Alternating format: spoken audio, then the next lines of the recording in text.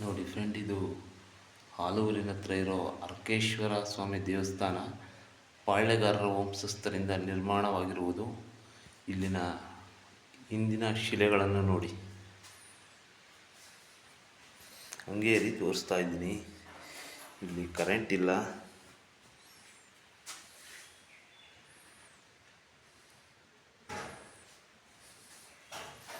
ನೋಡಿ, ವೀರಭದ್ರೇಶ್ವರ ದ್ವಾರಪಾಲಕರು.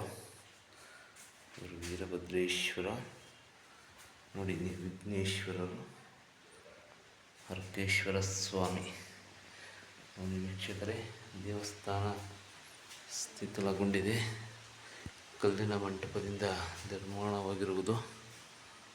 ನೋಡಿ, ಆಗಿನ ಪಾಳೆಗಾರರು ಕಟ್ಟಿಸಿರುವ ದೇವಸ್ಥಾನ. ಪಾಳೆಗಾರರಿಂದ ನಿರ್ಮಾಣವಾಗಿರುವ ದೇವಸ್ಥಾನವಂತೆ. ಇಲ್ಲಿ ಮಾಹಿತಿ ಕೇಳಲು ಇಲ್ಲಿ ಯಾರೂ ಇಲ್ಲ. ಇಲ್ಲಿ ಭಕ್ತಾದಿಗಳೇ ಬಂದು ಬೆಳಗ್ಗೆ ಬಂದು ಅವರು ಪೂಜೆ ಮಾಡಿಬಿಟ್ಟು ಹೊರಡೋದರಂತೆ, ಯಾರೂ ಇರೋದಿಲ್ಲ. ನಂದೀಶ್ವರನು ಇದ್ದಾನೆ ನೋಡಿ, ನಂದೀಶ್ವರ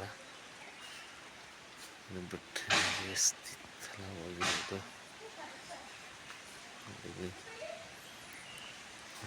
ಶಾಸನ ಏನೋ ಇದೆ, ನಮಗೆ ಕರೆಕ್ಟಾಗಿ ಓದೋದು ಗೊತ್ತಾ ಇಲ್ಲ.